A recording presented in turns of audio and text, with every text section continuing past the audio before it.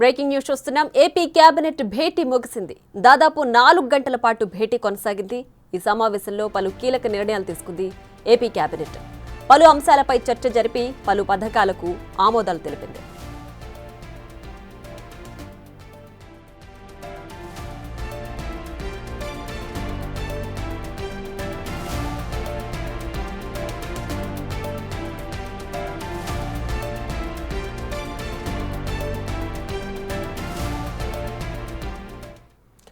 ఇక మరింత సమాచారం మా ప్రతినిధి మల్లికార్జున్ లైవ్ లో అందించడానికి సిద్ధంగా ఉన్నారు. మల్లికార్జున్, చెప్పండి, ఏపీ కేబినెట్ భేటీ ముగిసింది కదా, ఏ పథకాలకు ప్రస్తుతానికి ఆమోదం లభించింది? క్యాబినెట్ కూడా దాదాపు 4 గంటల సేపు కూడా కొనసాగిన పరిస్థితి కూడా ఉంది. దీంట్లో కీలక నిర్ణయాలపైన అయితే తీసుకున్న పరిస్థితి కూడా ఉంది. అంతేకాకుండా ఏదైతే వాలంటరీ వ్యవస్థ ఉందో దానిపైనే సుదీర్ఘంగా చర్చ అయితే కొనసాగడం జరిగింది. గతంలోనే అంటే 2024 మార్చిలో అంటే గత ప్రభుత్వం ఉన్నప్పటి నుంచే వాలంటరీకి సంబంధించిన ఏదైతే కొనసాగింపు ఉందో ఆ కొనసాగింపు ఉత్తర్వులు గత ప్రభుత్వం ఇవ్వకుండానే వెళ్ళిపోయిందంటూ కూడా ఇప్పుడు ఈ క్యాబినెట్లో కూడా సుదీర్ఘంగా చర్చించిన సమయంలో కూడా సందర్భంలో వచ్చిన పరిస్థితి కూడా కనిపించా ఉంది. వాలంటరీ వ్యవస్థను ఏ విధంగా వాడుకోవాలి, లేకపోతే ఏ విధంగా దానిపైన నిర్ణయం తీసుకున్న దానిపై అయితే సుదీర్ఘంగా కసరత్తు అయితే జరిగింది, కానీ పూర్తి నిర్ణయం అయితే జరగలేదు. ఈసారి మరొక క్యాబినెట్లో అయితే నిర్ణయం తీసుకునే అవకాశం అయితే కనిపిస్తూ ఉంది. దాంతోపాటు మద్యం సంబంధించిన పాలసీ ఏదైతే ఉందో అక్టోబర్ 1 నుంచి మద్యం పాలసీని అమలు చేయబోతా ఉన్నారు. గత ప్రభుత్వం 2019 నుంచి 2024 5 సంవత్సరాల కాలంలో కూడా ప్రభుత్వమే మద్యం అమ్మకాలని జరిపిన పరిస్థితి కూడా ఉంది. అంతేకాకుండా రేట్లకు సంబంధించి కూడా అధిక ధరలకు పెట్టినట్టుగా కూడా ఇటు వినియోగదారులు ఎవరైతే మద్యం బాబులు ఉన్నారో, మందు బాబులు ఉన్నారో వారు ఈ ఆరోపణలు అయితే ఎక్కువసేపు వచ్చిన పరిస్థితి కూడా ఉంది. దీనిపైన కూడా ఎన్నికల సమయంలో ఏదైతే ఎన్డీఏ నేతలు కూడా హామీ ఏదైతే ఇచ్చారో మా నాసిరకం మద్యాన్ని తీసేసి పూర్తిగా మద్యం పాలసీని ప్రక్షాళన చేస్తాం, అలాగే 2019 ముందు ఎలా విధంగా మద్యం అనేది పాలసీ ఉందో ఆ విధంగా మద్యం పాలసీ తీసుకొస్తామంటూ కూడా ప్రకటించడం జరిగింది. దానిపైన ఒక మంత్రివర్గ ఉపసంఘాన్ని కూడా ఏర్పాటు చేశారు. దానికి సంబంధించి ఏదైతే మంత్రివర్గ ఉపసంఘం నివేదిక ఇచ్చిందో ఆ నివేదికను పాలసీ రూపంలో కూడా తీసుకురాబోతా ఉన్నారు. పాలసీని అక్టోబర్ 1 నుంచి కూడా అమల్లోకి చేయబోతా ఉన్నారు. మద్యం రేట్లు దాదాపుగా 147 రూపాయలు దాదాపు ఇప్పుడున్న మద్యం రేటు సంబంధించి స్టార్టింగ్ ఉంటే దాన్ని 99 రూపాయల వరకు కూడా తగ్గించే అవకాశం ఉన్నట్టు కూడా తెలుస్తూ ఉంది. దాంతోపాటు గతంలో ఏదైతే బ్రాండెడ్ మద్యాలు ఉన్నాయో ఆ బ్రాండెడ్ మద్యాల మొత్తాన్ని కూడా తీసుకురాబోతున్నట్టు ప్రకటించడం జరిగింది. దానికి సంబంధించి మనకు అక్టోబర్ 1 నుంచి కూడా మద్యం పాలసీ అమలయ్యే అవకాశం కనిపిస్తుంది. దాంతోపాటు ఏదైతే ఎన్నికల సందర్భంలో హామీ ఏదైతే ఇచ్చారో బీసీలకు ఇచ్చిన హామీ ఎన్నికల దాంట్లో 33% రిజర్వేషన్ని వాళ్ళకి కల్పిస్తామని స్థానిక సంస్థ ఎన్నికల్లో కానీ మిగతా ఎన్నికల్లో కానీ కల్పిస్తామని కనుక ఎవరైతే ఎన్డీఏ నేతలు ఎన్నికల ముందు హామీ ఇచ్చారో ఆ హామీకి సంబంధించి ఈరోజు చర్చ కూడా జరిగినట్టు కూడా తెలుస్తూ ఉంది. దానికి సంబంధించి కీలకంగా 33% రిజర్వేషన్ కల్పించాలని కూడా మంత్రిమండలిలో తీర్మానం అయితే చేయడం జరిగింది. బీసీలకు రిజర్వేషన్ కేంద్రానికి సిఫార్సు చేయడం అయితే జరిగింది. బీసీ రిజర్వేషన్ సంబంధించి అసెంబ్లీలో కూడా తీర్మానం చేసి కేంద్రానికి కూడా రిఫర్ చేసే అవకాశం కనిపిస్తూ ఉంది. ఎందుకంటే ఎన్నికలకు సంబంధించి బీసీలకు ఎక్కువగా దాడులు చేస్తూ ఉన్నారు.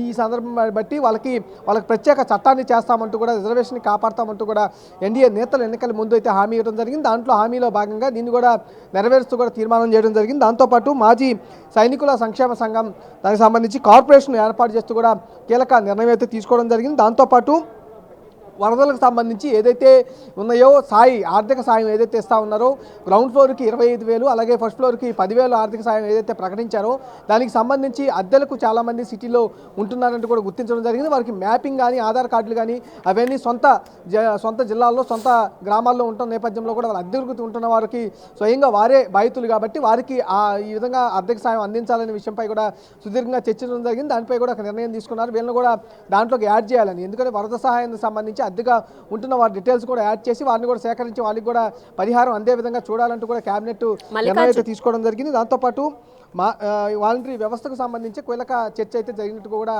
తెలుస్తూ ఉంది. రైట్ మల్లికార్జున్, అయితే నూతన మద్యం పాలసీ కూడా ఆమోదం తెలిపింది కదా, సో ఎప్పటి నుంచి అమలయ్యే అవకాశం ఉంది? అలాగే వాలంటీర్ వ్యవస్థకు సంబంధించి ఎలాంటి కీలక నిర్ణయం తీసుకున్నారు?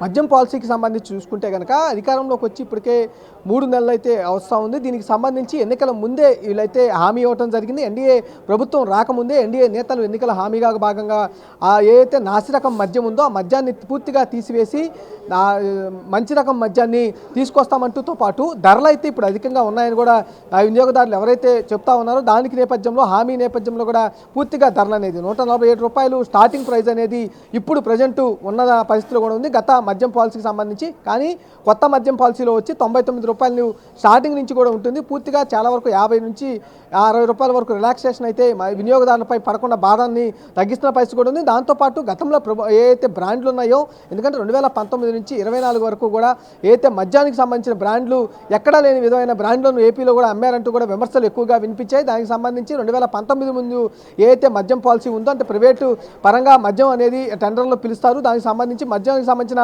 డిస్టిలరీ కంపెనీల నుంచి ఒరిజినల్ మద్యం రకాన్ని కూడా తెప్పించే అవకాశం ఉండేది. కానీ 2019 నుంచి 2024 వరకు ఆ అవకాశం లేకుండా పోయింది. పూర్తిగా అక్కడ అనుకూలంగా ఉన్న ఏదైతే డిస్టిలరీలు ఉన్నాయో వాళ్ళకి అనుకూలంగా ఉన్న డిస్టిలరీకే టెండర్లు ఇవ్వటం, వారికే మద్యాన్ని అనేది అమ్మకాలు అనేది అక్కడి నుంచి సప్లై చేసుకోవడం వంటి నిర్ణయాలు కూడా తీసుకోవడం జరిగింది. దీనిపైన సుదీర్ఘంగా ఒక పాలసీని మార్చాలి, పాత పాలసీని పునరుద్ధరించాలనే అంశాలతో కూడా ఒక ఉపసంఘాన్ని ఏర్పాటు చేయడం జరిగింది. ఆ ఉపసంఘం కూడా దాదాపు 6-7 రాష్ట్రాలకు సంబంధించిన మద్యం పాలసీలపై కూడా కసరత్తు చేసింది. అవి మొత్తం కూడా పరిశీలించిన తర్వాత ఒక నూతన మద్యం పాలసీని అయితే రెడీ చేయడం జరిగింది. అక్టోబర్ 1 నుంచి మద్యం పాలసీ అయితే అమల్లోకి రాబోతున్నట్టు తెలుస్తూ ఉంది. దీంతో పాటు వాలంటరీ వ్యవస్థకు సంబంధించి ఎన్నికల ముందు ఏదైతే వాలంటరీ వ్యవస్థ ఉందో చాలా మంది చేత గత ప్రభుత్వం రాజీనామాలు అయితే చేయించడం జరిగింది. 2,50,000 వరకు కూడా వాలంటరీ అనేది వ్యవస్థ ఉండేది. కానీ గత ఎన్నికల ముందు 1,20,000 పైగా కూడా వాలంటరీ అనేది రాజీనామా చేయడం జరిగింది. ప్రస్తుతం ఇంకా సగం మంది వాలంటీర్లే ఉండటం జరిగింది. కానీ ఎన్నికల సందర్భంగా వాలంటరీ వ్యవస్థకు సంబంధించి కీలక హామీని అయితే రాష్ట్ర ప్రభుత్వం, అంటే ఎన్డీఏ ప్రభుత్వం రాకముందు ఇవ్వడం జరిగింది. దానిపై కూడా సుదీర్ఘంగా అసలు వాలంటీర్ల ద్వారా